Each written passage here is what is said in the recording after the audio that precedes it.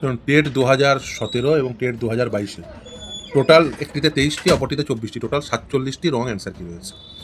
এই অভিযোগে মামলা হয়েছিল, সেই মামলা পেন্ডিং। আদালত বলেছিল এক্সপার্ট অ্যাপয়েন্ট করতে, সেই এক্সপার্টের ওপিনিয়ন সেটাও চলে আসলেও এখনও পর্যন্ত সেই রিপোর্ট কিন্তু এখনও পর্যন্ত আমরা পাইনি। In the meanwhile West Bengal board of primary education তারা একটা নোটিফিকেশন দিয়েছে। ফলে এই ছেলেমেয়েদের বক্তব্য যে আমাদের যেখানে আমরা সঠিকভাবে যদি মূল্যায়িত হতাম তাহলে আমরা কিন্তু এই নিয়োগ প্রক্রিয়ায় অংশগ্রহণ করতে পারতাম।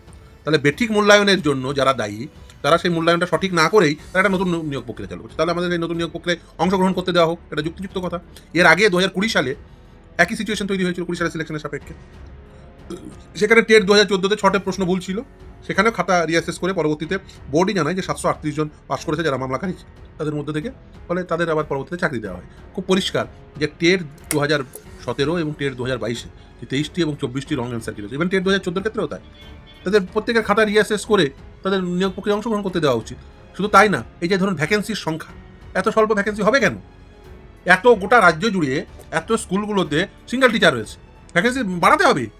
ছেলে মেয়েদের পিটিআর রেশিও মেনটেন করতে গেলে আপনাকে সঠিক ভ্যাকেন্সি ডিক্লেয়ার করতে হবে।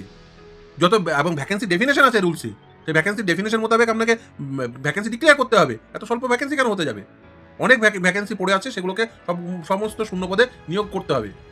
শুধুমাত্র প্রাথমিক শিক্ষক না, সমস্ত শূন্যপদে, প্রাথমিক, উচ্চ প্রাথমিক, নবম দশম, একাদশ দ্বাদশ, সমস্ত শূন্যপদে নিয়োগ করতে হবে।